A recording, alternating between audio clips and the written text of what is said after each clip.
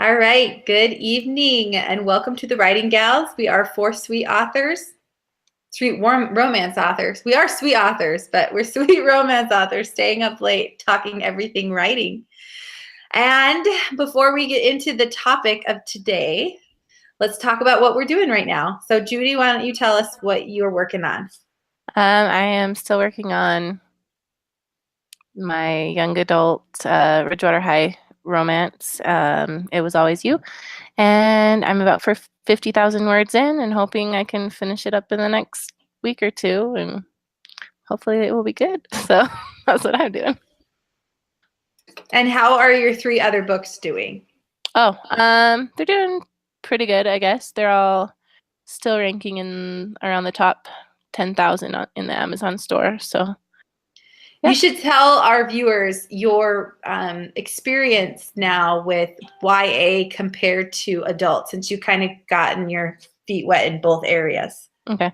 Yeah. So I don't know if it's quite as easy to compare it quite yet because I only have one adult so far, but what I've noticed is that my clean romance hasn't really done any better than my young adult contemporary romance, and my rank for my young adult has actually held for longer at a better ranking. So for me, I'm like, I might want to stick with young adult, but I'm going to still try another clean romance in September and hope that maybe when I have two of them out helping each other, that they will maybe hold a little better than the one has done on its own. So I'm not giving up yet. And you have AMS ads on your books, right? That's all the advertising that you do? Yeah, that's all I have going on. Did you do a free day for your YA books yet? Yeah, I did one for Don't Forget Me, April 28th, which is when I was launching The Billionaire Bachelor, and it did really well. It raised my ranks back up. Awesome. And gave me a nice boost. Yeah, because I was going to say, I think it's interesting that I have some books out that we put out about the same time, and your YA books have consistently stayed where they needed to be, making you money-wise than my adult books. And I think just the market or the flooding of the market, well, after this podcast, we're all going to change to YA, and then we're going to flood the market. No, just kidding. It's just not as prevalent as it is with clean adult romance. So yeah, there's a lot more competition in clean and wholesome, definitely, than the young adult. And so your books will get pushed back a lot quicker. But your billionaire book did do well when you released it. Yeah, it reached the highest rank that I've gotten so far on my books. I made it to I made it 845 in the store. So that was better than any of my others had gotten. Mm-hmm. It just didn't stay there for very long. So I'm hoping that I can figure out how to make it stay next time. I think that shows really well too that people who are YA readers can also be adult romance readers, and the same other way. Adult romance can also be YA readers, as long as they're looking for that clean in the title, and I think they'll be more apt to buy. Yeah, and I think that part of what's helped me is with my young adult, I have been able to put it in both the young adult categories and also the clean and wholesome categories, because it is still a clean and wholesome romance, and I mostly have adult readers. So I can market it to more people. Yeah. So. And now that I'm trying to dabble in some YA, I'm trying to do some market research, and it's hard to find YA clean romance. So yeah, I'm excited to. I read it because I'm like, I need something for my kids to read. Exactly. Well, awesome. Congratulations. We're excited for the next book to come out. Yeah, thanks. And what about you, Victorine? Well, I'm in the middle of a book launch. So my fourth billionaire book, and it's part of the resort books as well, is in the middle of its soft launch. And so let me see. Today is, I believe, day 8 or 9 for my book launch, and it's up to 400 something in the store. So it's doing pretty good. That's awesome. And that, I mean, obviously you're a New York Times bestseller, so you have had your books pretty high, but is that the highest you've been able to get since you started this soft launch? I think that's the highest my billionaires have gone. Yes. And I have a few more promos lined up. Some more paid promos and some more newsletter swaps that I think it'll go even higher. So Perfect. Nice. yeah, That's I'm awesome. really, And then you're working on another billionaire book though, right? yes, I'm working on another billionaire book, and I'm also writing a reader magnet that's just a regular romance. So just kind of working on that. Plus, I'm teaching a class for RWA the month of June. So I'm working on that as well. So busy, busy. You're our resident teacher of all of I us. guess so. We're all aspire to be the person that is sought after to be classy. And Michelle is with her family right now and has promised to pop on if she gets a moment. So when she does, we can let her tell us what she's working on. And are you done, Victorine? Yes. Okay. And I am working on, so I wrote and published Marrying an Athlete, and that is doing amazing. So I decided to keep my price at 99 cents to see if I can keep my rank. And it is dropping, but it's not dropping as fast as it is once I change the price. So I'm pretty satisfied with it. Bulk of my money is still coming from my KU reads. I think the last couple of days I've had about 80,000 and higher. So that's been really amazing to see that come in, and still selling books pretty consistently every day. My personal assistant is working on my AMS ads, and she is rocking it. So I'm excited to see some of my books that have slipped down to the 20 to 30,000 range come back up. So pretty excited about that. And then I just finished writing Marrying a Billionaire, which was a really fun and exciting one. My heroine is pregnant in the story and doesn't want to tell anybody. You find out like within 2 sentences of the book, so I'm not spoiling anything. But that has been really fun to write. It's kind of been a dream of mine to write one with a pregnant heroine in it. So that one is off to beta readers and hopefully will be released next weekend if I can get it back in time for my editor. And then I am dabbling in YA, and I just finished my first ever photo shoot, and my models were so cute, and I'm secretly hoping they get married, and then they will toast me at their wedding because I introduced them. And so I'm trying to currently figure out what cover to do that, and I'm about 11,000 words into that book. So I'm really, really excited about the things that are coming up. And I think Michelle just texted and said she's not going to be able to make it on, so we will just move forward with our topic for tonight. So the question, or one of the questions that we got was, what happens between finishing the book and pushing publish? So this is for obviously indie authors looking to, not obviously, pushing publish, that would be an indie author thing to do. So we're going to talk about all the steps that we take, all the things we do from editing to cover art to formatting and so forth. And then this came from our question and answer, technically kind of part 2 of our Q&A. But since it's a very meaty topic, we just decided to have its own show. So what is the first thing you do after typing the end? First I celebrate and go, yay, I typed the end. And then I screenshot the end and share it usually. I'm like, oh, I just finished the book. And then I will usually, a lot of the times I have read through my books and edited them along the way. And so then I will send it off to beta readers.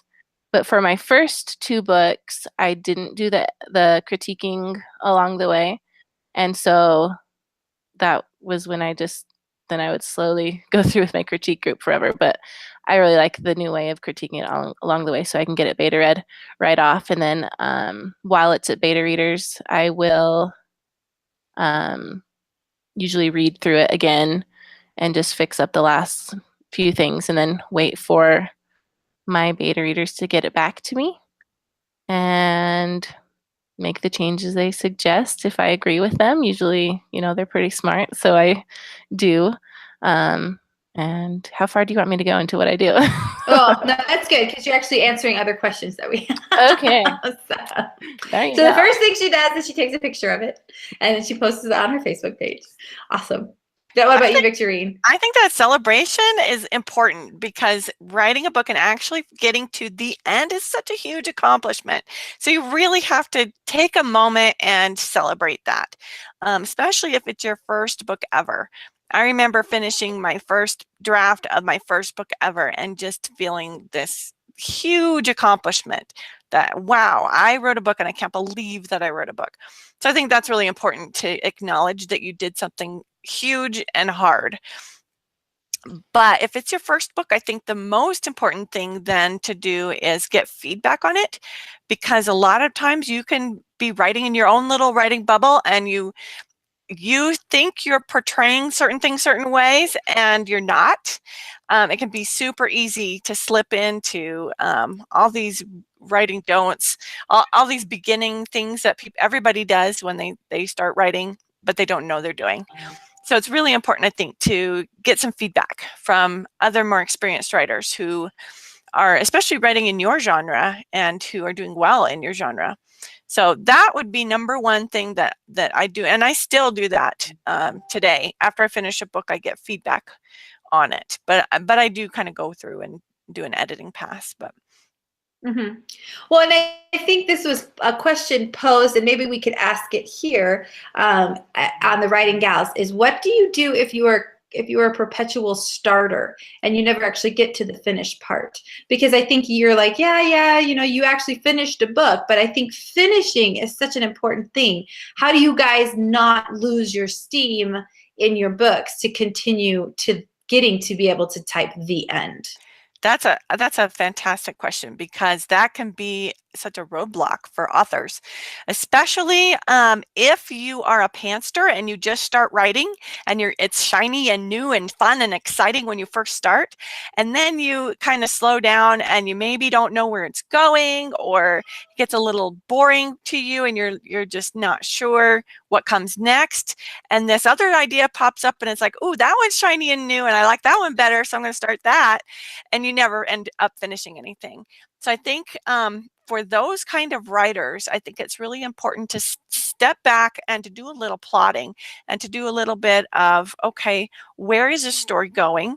What made me excited about this story when I first started? And what can I insert into this scene to make it exciting again for me? Mm-hmm. And I think do you have an answer to that?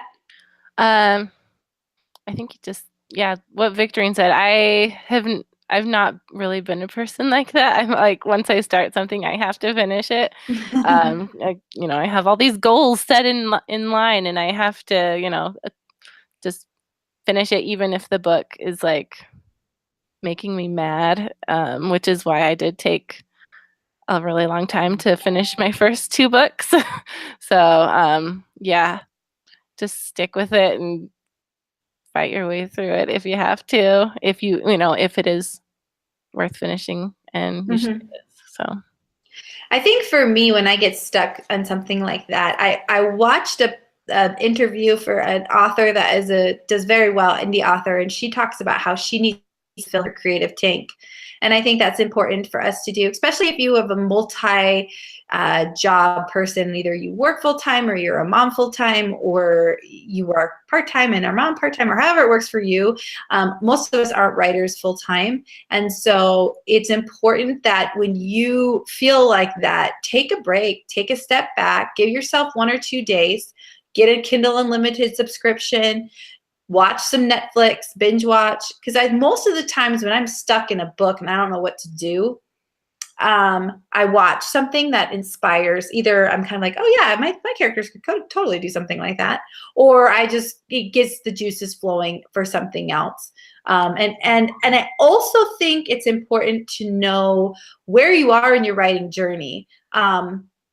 So sometimes, like if I was to say, okay, I want to write a different genre, and I'm going to sit down and I'm going to try to write, it's not going to come out as fast as when I write contemporary romance, because I've written 8 now. And so it's pretty much like ingrained in me. I know where I need to go. This last book, I was hitting about 35,000 and I was getting to the climax.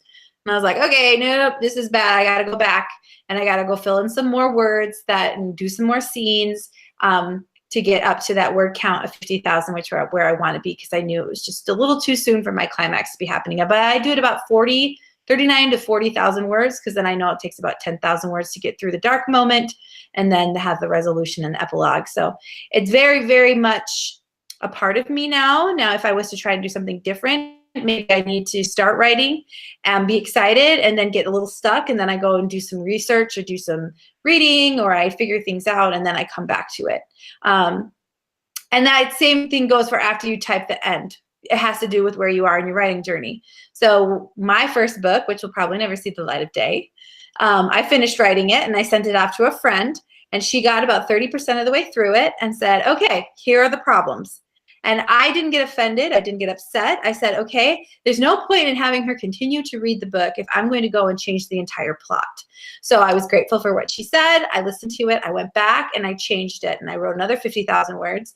And after I finished writing it, I was like, oh, my main character is flat. I need to put somebody else in there to bounce her off of, so she doesn't just seem to be this like person, this filler that's just bobbing through the story, you know? And so then I rewrote it again. So if you are, that is where you are in your writing journey. Like I said, finding people to tell you what you can do better is important. If you are a person who's like, no, I'm just going to publish it and I'm going to keep moving on, then do what you can, put it out in the world, and then move forward. So I think that's a huge one too, is not to get obsessed with tiny edits, but to get it as good as it can. And if you want to publish it and send it out into the world, I might not suggest it, but doing that as well. And then another thing I do after I type the end before I send it to beta readers is I read through it one time. I'm not the kind of person who just lets my story sit for 2 weeks and then I go back to it, because I don't have 2 weeks. So I pretty much push the end, and then the next day I listen to it at like 2 times the speed as I go through it, catching any of the typos and things like that. Most of the time, by the time I push the end, I'm pretty much secure in how the story is going to go. I do a lot of the to me, a lot of the changes that need to be made to my book are made in the first couple of chapters. And then after that, it's pretty much, I've got it established, I've got my characters established, and then it's just moving them through the paces and having them fall in love and having kisses and all those fabulous things. So, okay, cool. Yeah, I think that's a really good point, though, that you made about the if you do feel like you're getting burnt out, to take a break and read things and watch Netflix, because that like happened to me this afternoon. I'm like, I'm so done with this story. I hate it. It's terrible. I'm never gonna finish it. I'm stuck. And so I was trying to force a kiss that it wasn't time for it to happen yet. And so I had to take a step back. I talked to my husband. He helped me figure out what to do. And so yeah, just taking the break sometimes will help you get through. That's one of the things I definitely do often. So, well, and I think it's important to think of it as a tank. Like, it has to have deposits and withdrawals. And when you write, you're making giant withdrawals. It's very time consuming and taxing on your body. So you want to make sure that you are equally putting into there the creativity that, and I think as writers or anybody who creates things, art, we are very, we spend a lot of our emotions into what we're doing, and we want to make sure that we are putting that emotion back into us as well. So, yeah. Okay, perfect. So the next question is, are beta readers necessary, and where do you find beta readers? I would say absolutely. Yes, definitely necessary, because there's so much you can't see in your own work. Even now, I use beta readers, and just to make sure that I'm still on the right track, and that if there's anything I put in there at all that readers don't understand or they think it's a little wonky, my beta readers will tell me. Mm-hmm. Where do you find them? That's a little bit harder. I would say I find them online in author groups. I find them locally in author groups as well, or anywhere where you socialize with other authors. I think I know some authors who use readers only as beta readers, and I think that can be valuable, but I wouldn't only use readers, because writers can give you a perspective that readers cannot. I don't know if you know anything about art, but if you go to an art museum and you look at paintings, you can kind of tell which ones you like. And if someone paints a painting and you can tell they're an amateur at it, and you can tell it doesn't belong in a museum, but you can't usually voice what is wrong with it until you have studied art, studied design, and you know the right words to use. But you can look at something and say, no, that's not a professional. Just like with writing, if you're not a writer and you haven't studied writing, you can't come out and pinpoint what can make it better. So I think getting actual writers who write in your genre to beta read for you is essential. And there's nothing more frustrating than having someone read your book and say, I don't like this part. And you're like, okay, well, I like this part. Why don't you like this part? And they go, well, I don't know. I just don't like it. And then you're like, okay, well, I don't know how to fix that because I don't know why I don't like it. And I don't know how to fix it to make it so you like it. And so it can just be really frustrating to have people say something like that. So what about you, Judy? So I say yes. Yes, definitely beta readers are important. And to find them, I use a lot of the things that Victorine uses, find them online, in different author groups. And then also I do have some friends that I know that are readers and that I have used in the past, that I'll always ask again. But what I did when I didn't have any, really, I just got on Facebook and just asked my friends, like those who I trusted, like I, made it so that only certain ones could see my post. And so I just ask, like, I have a book that I need read, if you're willing to read it and give me feedback, I'd love that and whatever, and just let me know. And that's how I found a few of them, and some of them have been really, really good. So that's another way if you want to try people you do know. So. And go ahead.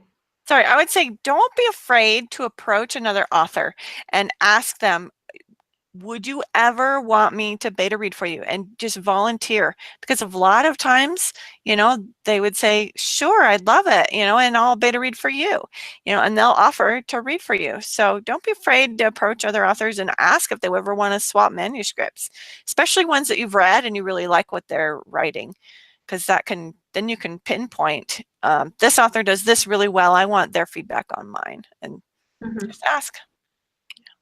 And I think it's important too, if you're ever approaching a person to have them beta read, be specific about what it is that you're looking for. Because a lot of people especially if you're asking a writer to beta read for you, it's a lot of time that they're taking away from their own personal writing. And a lot of times you do swaps, which is great. But depending on where you are in your writing journey and the person that you're asking to beta read for you. So being willing to say, I just need, and so if you're not going to take, if you're like, well, I want a really, really thorough job, and they take that time, but then really inside you're like, well, I'm not going to make those changes because I've already written the book and I'm not going to move. Let them know that, because if they're going to go and take the time to make all of these suggestions that you're not really going to take, then no one's going to be happy either way. So I would say be specific on what you're looking for, and also be open to what is being said. I would say beta readers are definitely necessary. They find a lot of issues that you can have in your book that you like Victorine says, you can't see yourself, or you have to remember, when you write a book, you do not come along with it. So you can't be looking at them and they're reading and you're like, why didn't you laugh? And they're like, well, was it supposed to be funny? And yeah, it was supposed to be funny. And this is why it was supposed to be funny, because in page, 2 pages, this is going to come out. And now why aren't you laughing? So, I mean, that's what's good about having a beta reader, is that they can be there just to respond. And then the other thing is make sure you note on the manuscript when you laughed, what you thought was funny, because there's nothing more depressing than getting a manuscript back and you just see comment after comment after comment, and you're like, well, did you like any of it? So make sure you do a little smiley face, or a haha, or I loved this, or this was great, because that can really help the person swallow the parts that can be painful, because it does hurt to have people come back and say, this is not working for me. Yeah, and if you're a brand new writer and you don't know what you're doing when you're beta reading someone else's book, there's a wonderful beta read sheet that I found online, and I will post the link in our Facebook group. And it just goes through and asks you questions about whatever manuscript you're reading, and you can answer those questions and give feedback that way, and it's super wonderful. So I will make a note to post that in our Facebook group tonight. So Nice. new writers can use that. Yeah, I want to see what that looks like.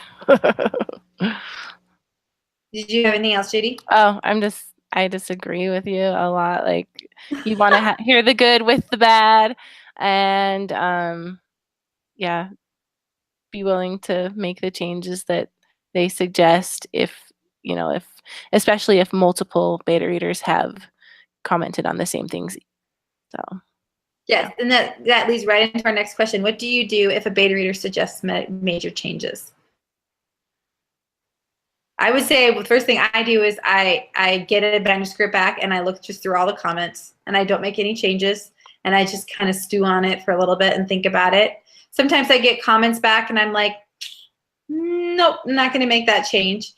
Brandon Sanders says if at least 3 people say you should make a change, then you probably should make a change, which is a really hard rule too, because you could be like, well, 2 people said it, but 3 people didn't. So what do I just, where do I go with this? So you kind of have to use, reader discretion or your personal author discretion. And then I also think that if you decide not to make a major change that has been suggested to you, then just be prepared that you will see that in your reviews. Because if, like my last book, I was about 50-50 for people making, oh, I want this change, and other people were okay with it. So I really wasn't sure where I was going to go with it.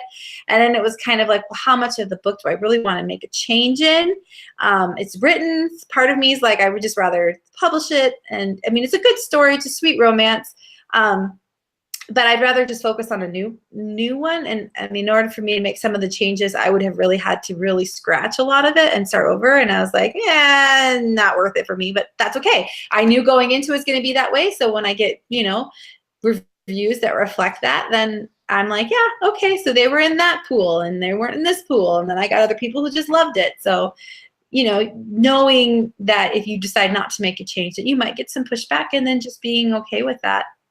I think there's a danger in trying to say all of the time, well, I like my book how it is. I'm never going to change anything. But then there's the other danger of every single suggestion made to you, you go and make that change to try and please every single person. But then your book becomes this big mess because you keep asking people for changes and you keep making changes, and then then it falls apart. So I think there's a point where you just have to say, this is what I want as an author, and you just have to make an intelligent choice and on what feedback you're going to take, what feedback you're not going to take, and then stop sending it out. You can send it out too much, and then you have a total mess and you never finish. Yeah, just look at Michelle and I. We just sent out, what cover do you like? And Michelle said, should I do first person or third person? And we both were messaging each other. We're like, it's like 50-50. I don't know what to do now. Everybody likes this and they don't like that. And it's just kind of like, eventually you have to just go, no, I'm going to make the final decision. And then you just go with it. Because everybody's going to have an opinion about everything. Definitely. Yeah. And you want the book to be by you, not a book by committee. So you kind of got to use some of your own opinion. But I to go along with that, if they do suggest major changes and I'm in like a time crunch and I do agree with what they said, I'll sometimes try to find if there is an easier way to kind of make the change in a different spot. Like maybe they're suggesting that this thing like way far back in the book need to change that would change like the whole thing, or maybe I really just need to change the sentence later on that caused them to have that issue. So just I'll try to see if there's an easier way out of it. I do that too. Yes. Well, and I think as a beta reader, it's good to have people who are just like, if you like, Victorine does this for me because I like to make my people in love more than they should be and have feelings too soon. And so Victorine knows this about me. And so she'll just go and she'll be like, you can delete this sentence. And like, instead of being like, Amy, your people are too loved too fast. And I'm like, well, I don't see that obviously because I'm writing it. So being very specific and saying, delete this, and I'm just like, okay, I'll delete that. That should solve that problem. So being specific, because sometimes people will say things and all you have to do is go in and change a couple of things, a couple sentences here or a couple sentences there, and you've fulfilled whatever issue they were having. You'll be amazed how much one sentence can clarify a lot of stuff. So don't feel disheartened when something like that comes. I do have to say, so I'm going to kind of put my writing gals here on the spot. Tuesday, I had a writing group with them, and they told me they did not like certain parts of my first chapter. And so today I sat down and I was like, okay, I'm gonna listen to them and I'm gonna change it. And I hated it, what I was writing. Like, I hated it. I was like, this is not my story. So I'm sorry, you guys, but I'm not going to listen to you. And I'm going to do what my story wanted, because it honestly, I have a lot of like, kind of like a movie announcer sort of thing at the beginning of my YA book. And it's just a couple of paragraphs, so it's not that bad, but I love it. And I think it's totally my character. And like, she's kind of thinking into this story. And so they were like, well, it feels kind of telling and stuff. But seriously, it was like when I tried to change it, or I tried to write to start fresh of a new chapter, and I was like, the whole time I'm like, I hate this. This is not my story. So as much as their advice was good, and I did go back and try and make some changes and some tweaks, sometimes writing your story all over again is not going to feel like your story. So it's kind of taking bits and pieces of what people have said, making it clearer, but keeping it to who your book, or what your book was supposed to be. And then I think it's sometimes. Oh, go ahead. Well, sometimes it's more about the overall of what they're saying rather than the specific. So if they say, I don't like this about your character, maybe trying to figure out why they don't like that, and pulling back and try, okay, what are they really telling me? Mm-hmm. Rather than, no, you need to delete these first 3 paragraphs. What's the bigger picture of what they're trying to tell me, Exactly. and pull back and try and figure out the bigger issue. Well, and then you can also get overzealous people. And I will admit, I was an overzealous beta reader when I first started out. And you can get, and they're gonna do passive voice. They're gonna stick that, and they're gonna, your LY words. They're gonna tell you to delete all those, and you used said too many times, and you need to change that, or show not tell. We were talking about this one time, and I'm like, I'm so sick of people saying you should show not tell, because I'm like, if you literally showed everything that was going on and not said, it would take you forever. And so Michelle started talking about how she's going to write a book about how to get a person to walk across the room without actually saying they walked. So, you put one foot in front of the other. You put your right foot in front of it. I mean, like, there comes a time where you have to do some telling. He walked across the room instead of saying how he walked across the room. So there is some times you're going to get beta readers that are going to be like that. So you have to pull back and have to say, okay, what am I going to take from this, and what am I not going to take from this? So. Yeah, okay, I totally agree with all that. And then, like, after our critique group today, that's why I got stuck, because I was trying to do what you guys said. I'm like, it's just not going to work. Sorry. It's not going to be a 50,000 word book. It's going to be, I don't know how many. It's going to be a lot. And that's how it goes sometimes. And honestly, you have to remember that once a person beta reads your book, they're moving on with their life. So you're stuck with this book, and you have to make it your own, and you have to make it like, you have to promote it. So if you're looking at this thing and you're like, this is not my book, then you have to pull in and make it true to you. But you also have to realize that if it's so true to you and not true to a market, then you may not be able to sell like you were doing. And then that comes to the market and for love books. Okay. So how do you know your book is ready for an editor? For me, it's when my beta readers are saying, I really loved it, and I only had, comma suggestions or, little nitpicky things. If that's the feedback I'm getting, I loved it, but here you need a comma, then I know it's ready for the editor. Okay. Yeah. Or if I get it from the beta readers and they just had a few changes, and then I make them, and then I read through it and it sounds good, then okay, it's ready. Yeah. and plus my editor, she does, content editing. So she will give me the final go ahead and tell me final things. She'll catch anything that I had left over. Right. And that's pretty much, I send it out. I get 5, 6, 7, 8 beta readers. Then I make the changes that I feel are appropriate, and then I send it to my editor. So, but excuse me, again, it's going to be where you are in your writing journey. So sometimes you need alpha readers, and then you need beta readers, and then you need a second pair of beta readers, and then it goes off to an editor. So it just kind of depends on where you are at in your writing. I'm grateful for all the editors or not beta readers, that stuck through me with other books, or who were willing to read it again after I made changes. So just know that you might need to have a couple pass-throughs, and that's okay. How do you find an editor? for me, it's just asking around and seeing who I like. I have been trying a lot of editors out. I really want to form a relationship with my editor that knows my writing schedule, that knows how fast I need it, and is willing to accommodate that and are good and thorough. So asking other people who they use is probably the best. Writers are awesome networkers. So you know something, tell people about it. Tell people how great you think this person is. I'm not a huge fan of going with people who self-promote just because I'm just not the biggest fan of it, but I definitely like it when people suggest people to me.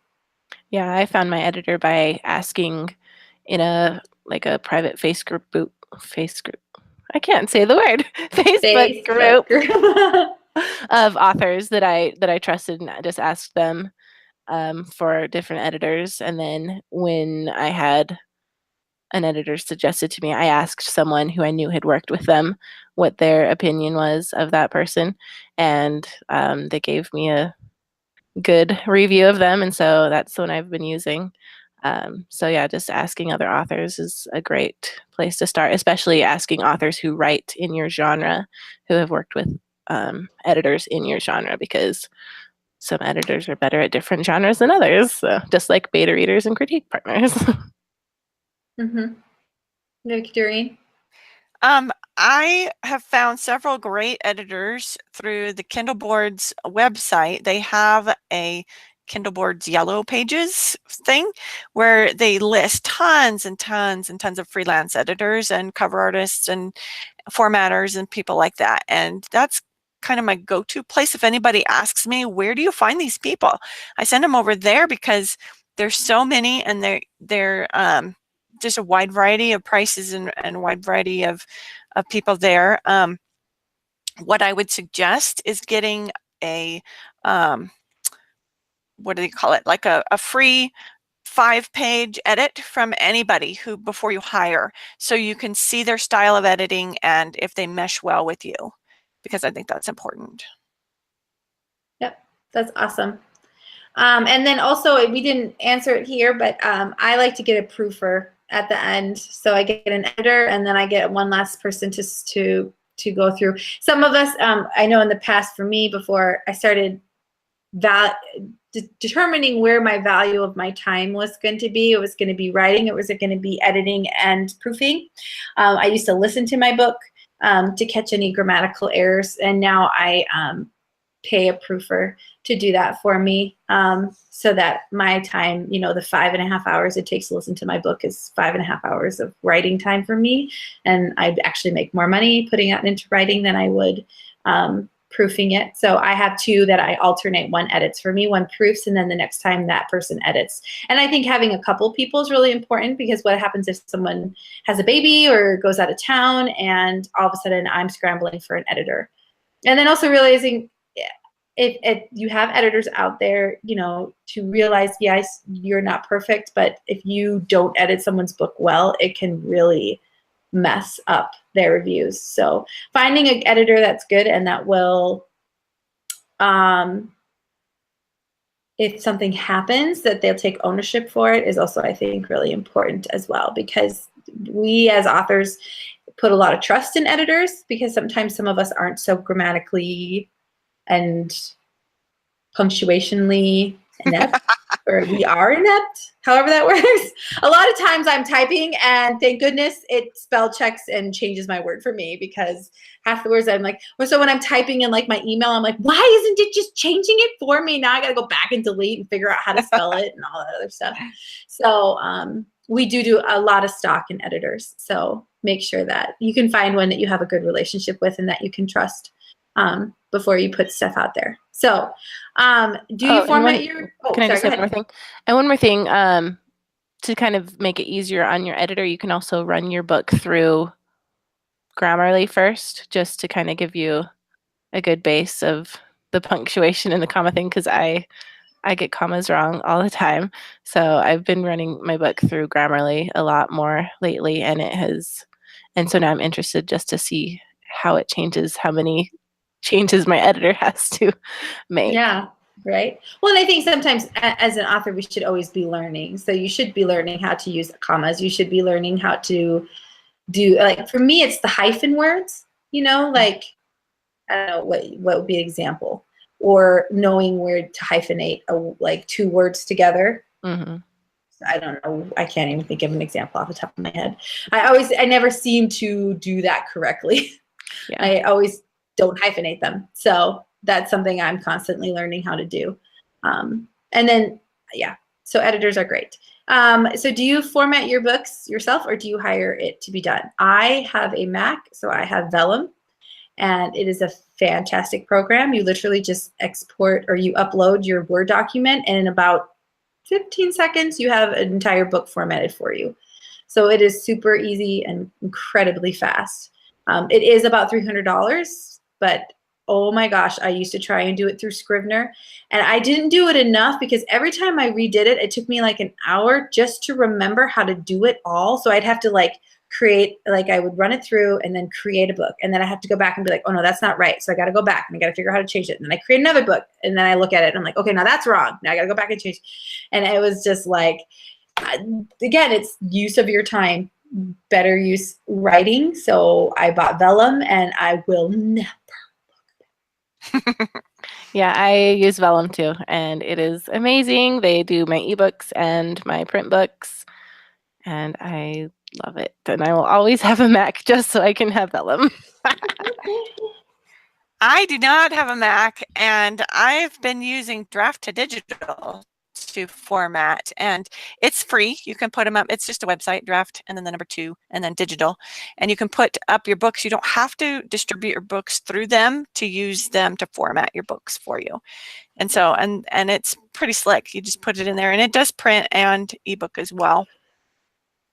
But you also have a friend that does it too, don't you? Yes, I do. I have a business called Blue Valley Author Services, and you can look up our website. And my friend Craig and Andy both do formatting, and they do a fantastic job.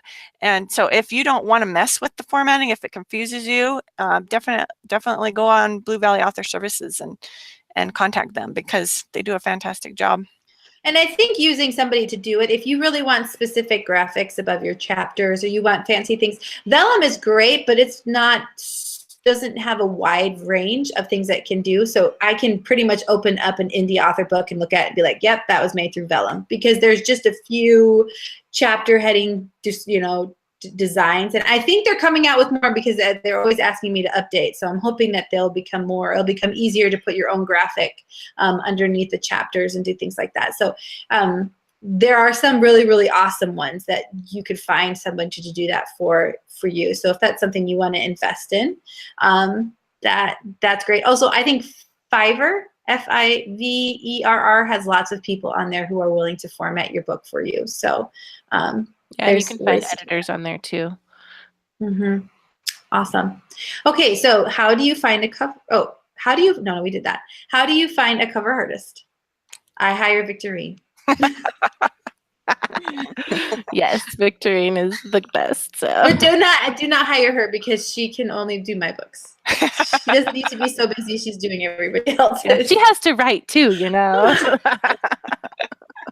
But first, she needs to do my covers, and then she can do everything else. We'll let her control her own schedule. We won't try to manipulate that. No, I will. You will do my stuff. Just kidding. I have hired my sister now, and she is learning to do the graphic design work for covers too, and she's doing a fantastic job. So I am able to take on a little more work now that I've hired my sister. But if you don't want to hire me, that's fine. I would suggest just ask some people if you like their cover. Ask them who did your cover.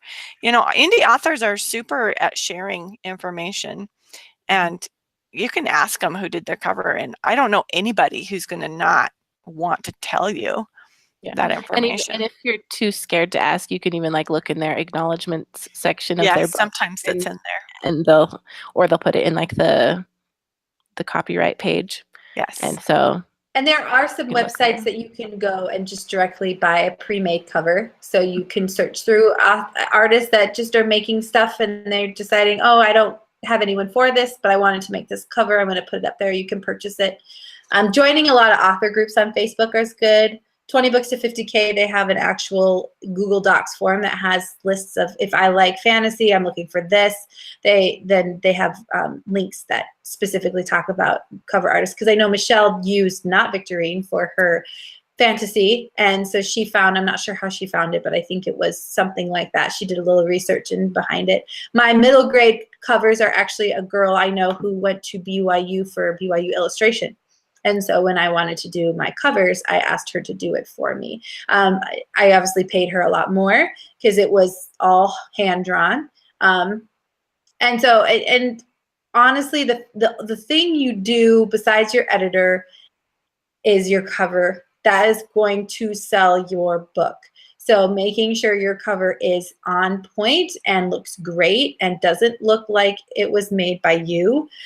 Unless you're a graphics design, then it's great that it looks like it's by you. But if I was to do my cover, it would look terrible. So I just defer to the experts to execute my vision, and it's normally done just fabulously. So, and then if you're like me and you can't find any pictures that you want to do on a stock photo, and then you find some high school kids that are willing to dress up and hug each other while you take pictures of it, and then a photographer, and you will just be surprised on how fun it is to do something like that. So make sure that if you're going to do something, spend time on your cover. And money. That's where you want to put everything, honestly. Yeah. Don't put too much though, like thousands of dollars is probably a little too much. Oh, no, for that. No. Yeah. I mean, obviously have a budget and stick to your budget. Yeah. and then work from there. Okay. Is it important to have a newsletter before you publish your first book? And how do you get people to subscribe? We've kind of covered this over and over in our launch one too. Yes, you should have a newsletter yesterday. And so go do it now. We had a couple of people had success by putting up the first 10% of their book. I did that on Insta Freebie, writing a reader magnet, which Victorine will soon learn how amazing it is, that it will just attract you. But I get people to subscribe because I do free days on my books, and I really think that's how I get it with my reader magnet, having that publicity. I can't say that word. So that's how to do it, or offering something to them to say, if you subscribe, you get to find out about me. And also, I think it's important with your newsletter as well is to establish exactly what type of sender you're going to be. I am a once to almost twice a week sender because it's an important marketing tool I use. And I also think romance readers are voracious. They will finish my book in one day. And so if they're, can you imagine waiting 6 months to hear from an author about what's the next good book to read? So it kind of depends on your genre, what they're going to be expecting, how fast they can get through a book. And I kind of set that up, and I don't get sad when people unsubscribe, because I'm just like, well, I need people who are willing to find books and who are willing to read. And if I'm bugging you, I'm sorry. And we're probably just not a good fit for each other. But there are so many times that I see people post, where do you find clean books? I have no idea where to look on Amazon. All I ever find are, spicy romances. I don't know where to look. And I think I'm doing a service. I'm saying, here, this is an author I know and trust. This is clean. You will like it. And then my readers, I think, appreciate that, because I know I would. Victorine, what about you? Definitely. I agree with all of what you said. And yeah, I just started my newsletter actually after my first book took off and sold 100,000 copies, which was really sad, because I thought that's 100,000 people that could have signed up for a newsletter, and I didn't have it in the back of my book. I didn't have one set up. They so would have, because not many people had newsletters. I know, it was brand new. I'm just crying over this. So don't be like Vicky. Don't do the wrong thing. Set it up before you publish so that it's ready. It's in the back of your novel. If you liked this, sign up for my newsletter. And even if you don't have a reader magnet or anything, at least have it set up with a link so they can subscribe if they want to know more about your books. Just do that. And I also think now with the whole new GDPR or GDRP, whatever it is, make sure you're following the guidelines that have been set out. I mean, people are giving you their personal information, so don't abuse it. Don't start sending them things they wouldn't, like viruses. I don't know how you would do that, but and the big one is don't subscribe people who don't want to be on there. I mean, don't go through all your email contacts and put them all on your list. I can't tell you how many author newsletters I get subscribed to just because I have websites that deal with ebooks. It is really annoying, and I unsubscribe to all of them, and I always click the box that says I did not subscribe to this, and if you get too many of those, I can get you in trouble, so don't do it. Yeah, let them come to you organically if you are giving people. And also I think too with people in newsletters, I think people forget. So if you don't send out, so even if you haven't published your book yet, try and send something out once every couple of weeks, once a month. Just remind people who you are and what they, you signed up for this, and this is where I'm at in the book, and here's my cover, and here's a little section. I think people are easily to forget who you are and why you're getting emails from them. So if you are starting out, don't have a book published yet, don't let people forget who you are, because as soon as you send out your first newsletter, you're going to get a ton of unsubscribers because you're going to be like, who the heck's this person? I don't know who this is. So, or find other authors who write in your genre and ask them, hey, do you want me to promote your book on my newsletter? Because you want to groom your readers to read your genre.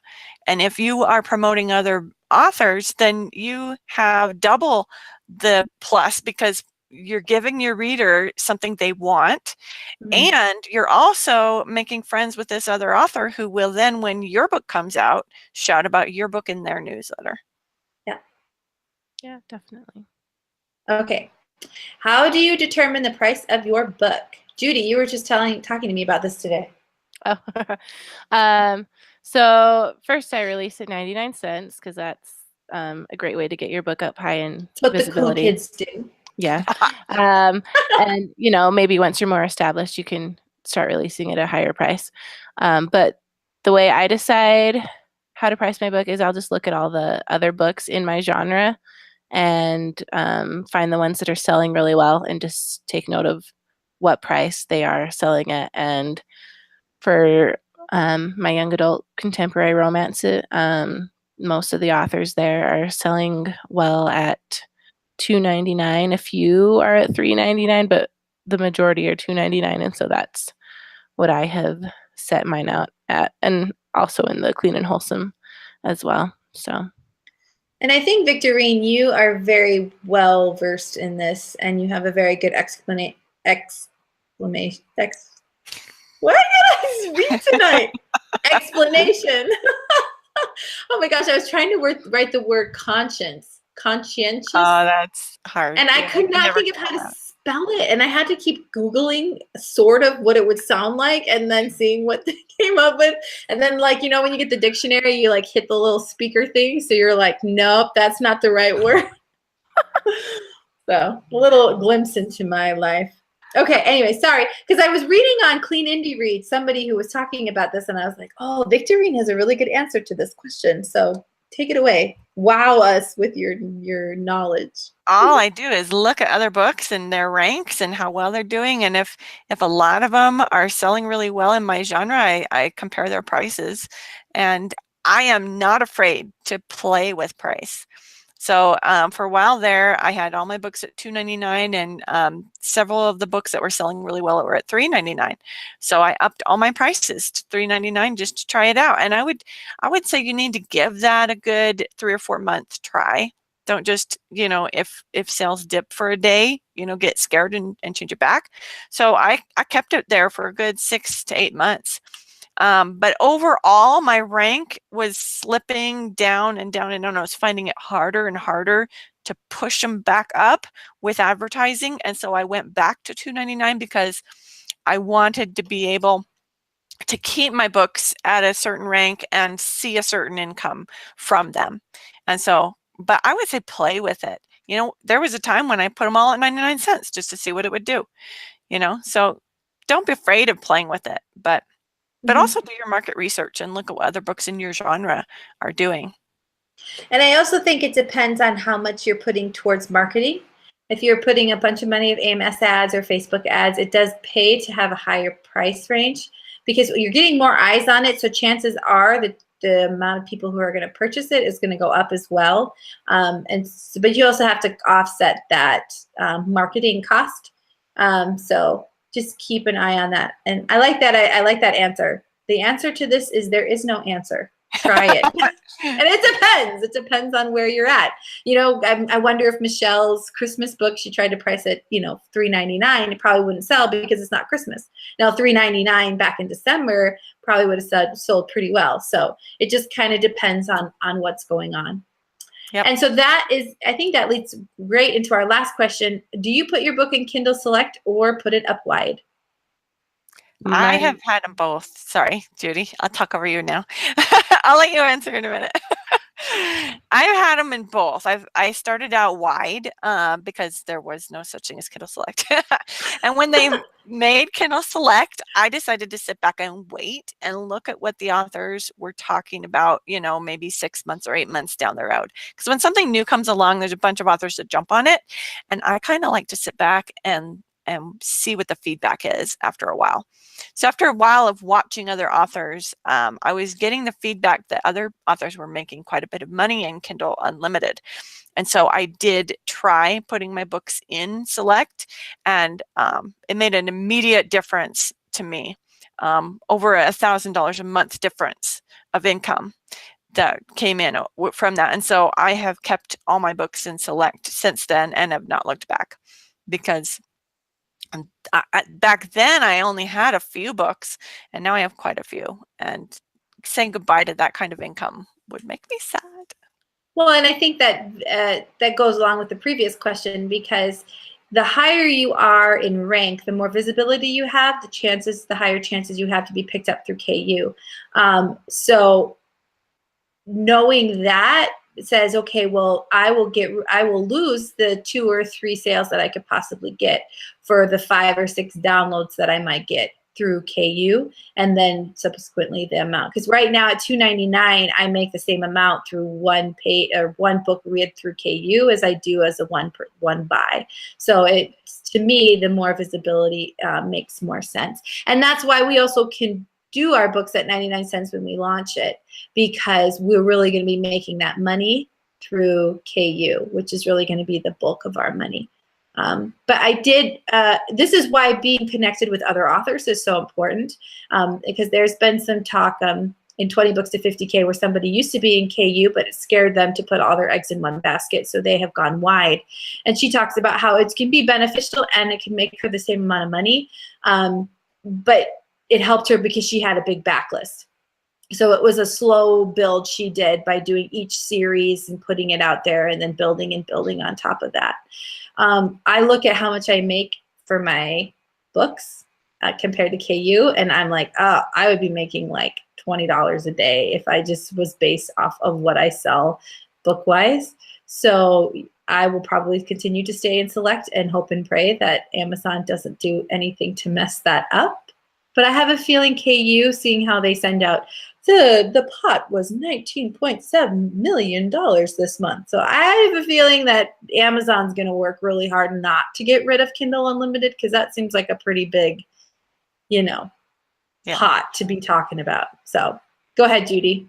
Yeah, you guys pretty much said what I had to say. I keep my books in Kindle Select, and I'm going to be keeping them there for the foreseeable future, just because of when I look and see how much money I make on just sales versus my page reads, I definitely get a lot more money from my page reads, at least like 80% more. So I like to keep that, and yeah, I plan to stay there unless something really crazy happens. So well, and I think it's important to note too that you are putting your eggs in one basket, and there could be an opportunity where Amazon flags you and says, hey, you're doing something that you shouldn't be doing, and you might be like, no, I'm not doing anything. So there is that worry, but I think for me, I will take the money that I'm getting each month and then deal with that when it comes down the road. Hopefully I sing that same tune later on. But if it really concerns you, go wide. Just realize you're going to have to build a different platform, and it's probably going to be a little bit harder. Nice thing about starting with wide or select is people will take a bigger chance on you as an unknown name, and it's a great way to build up your name. And I think with wide, you do a lot better with the first one free, right? Victorine, you think? Because you said once you put your first book free, you had people emailing you, when can I get the next one on Kobo or Nook? Yes, I do think wide offers, it's a little bit better to have your first one free. That's what I've read, and that was kind of my experience having a perma free for a while. Yeah, and that especially if you have a series where you have to read the first book Yes. to get to the second book, then definitely that's a good thing to do. But if you're wide, you get favored by BookBub. That's the theory. So Yes. you might have them as a bigger marketing tool. Okay, yeah. That's all of our questions. So Judy, did you see anyone on the live feed? I just saw one, and it was on Grammarly. Do you use the Microsoft Word add-on for Grammarly? And for me, so far I haven't, but that's because I wasn't using it as much as I should. And so right now I've just been putting it in Grammarly chapter by chapter. But when I'm all the way done with my book, then yeah, I'll definitely be uploading the whole document and just doing it right from Word so I can get everything all at once right in there. So yeah. Perfect. Yes, I do use that, and I do find it helpful now. And sometimes I go through and fix all the commas it tells me to, and then my editor goes through and changes them. So it's depending on what style my editor is using, I guess, it's maybe not as current or something. I don't know. I do not know about commas. I'm really terrible with that. So I do want to say, though, for things like pro writing aid and things like that, it can be a black hole into trying to figure out exactly. I mean, it's a computer. And so it will tell you this word was used too many times, or you did this, or you did that. So it can be a place that you can find a lot of your time sucked into that might not necessarily be essential. So kind of just pinpoint where your weaknesses are and focus on that instead of focusing on every aspect that can give you. Yeah, and it doesn't always give you the right answer either. Like it'll tell me to change a word that it definitely does not need changing. So yes. It's exactly. Like still use your brain, not just the computer program. Yes. Yes. It's like when you're texting and you're like, that is not what I wanted to say at all. You can change very quickly your story. I did see one question. I wasn't monitoring all the questions on the Facebook group. Michelle was doing that and she couldn't be here tonight. But I did see one question about ARC readers. We didn't really go over that. How do you find ARC readers? What are they and stuff like that? So Judy, you want to answer about your ARC team? Yeah, so I usually I wait to send my ARC copies out until after I have gotten my manuscript back from my editor. Just because then I know, because I will ask my ARC readers if they do see any typos to feel free to tell me about them. And that way I'll know that my editor didn't catch them. And so I like to wait until after that. And so I first started my ARC team by just asking my Facebook friends that I trusted. I didn't ask every single one. I have this special group of Facebook friends. I am not in that group. I want to tell you. Yes, you are. You are actually. All of my close friends are. And so I will put it there, or I did. I put it there, and I had some ask to be in it. So I just made a Facebook group for them, and then I will upload my manuscript or my files up to BookFunnel and put it in my Facebook group, and then I'll ask these ladies usually to share it with their Scream teams as well, and then I also have it set up in I have in my newsletter service a group just for my Scream team that I'll send the link to for BookFunnel. And I usually do that like 2 days before I publish, and I'll just tell them to hurry and download it. And while the page is building, I'll give them the link. And then usually by the time I'm ready to start announcing it, I have at least 10 reviews up, and that has worked for me so far. I don't get like the 90 like Victorine has right now, but I have. We all aspire to be Victorine someday. Yeah. So yeah, that's what I do. And like my Scream team has maybe like 50 people in it right now that's built over the last 7 months or so. And I think it's important as well as an author to have an ARC team, but to realize that you are telling people to give their honest opinion. So if their honest opinions is not that great, don't get mad. That's just how they feel. And you shouldn't, I see a lot of authors be like, well, this person just gave me a 2-star review and I'm going to kick them off my ARC team. So maybe they didn't like that book. I mean, if they continually give you 2 1-stars, maybe you should reevaluate and say, hey, do you really like to read my books? Like, is this really something that you want to do?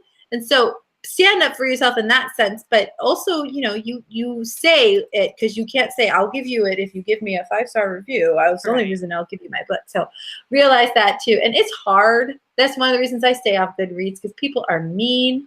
But, also, I always hear your 3-star reviews validate your 5-star reviews, or your 2-star reviews validate your 5-star reviews. So it's saying this is not just my grandma and my aunt and my mom who think I'm amazing and they think my book's amazing because it's from me.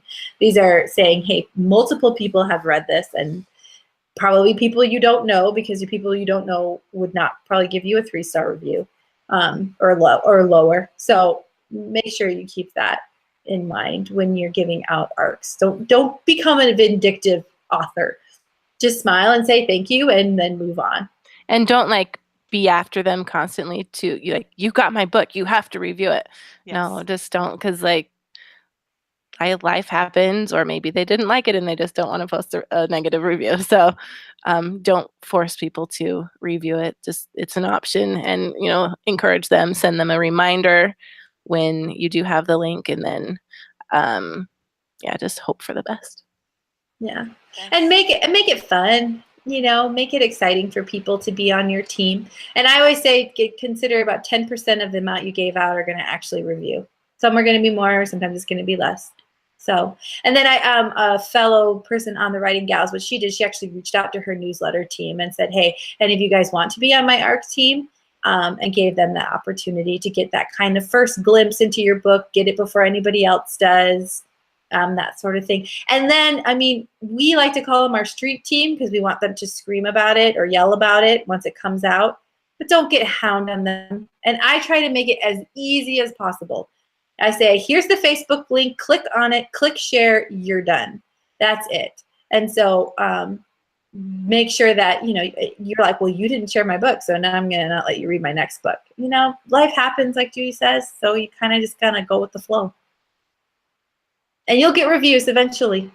Yeah. Yeah, like I've been reading a book that I'm a ARC reader for, and it's been out for a couple weeks. I'm still because I'm so busy, I haven't been able to finish it yet, but I'm going to get there. I really am. I get there eventually. So.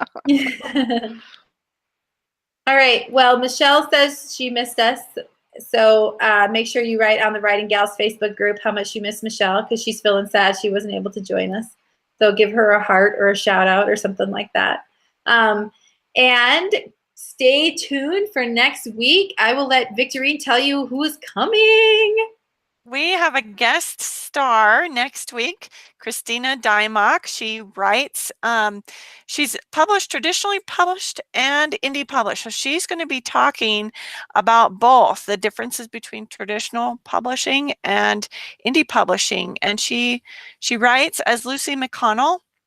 And I think she has another pen name that I completely forgot. I think she also writes under her real name, Christina Dymock.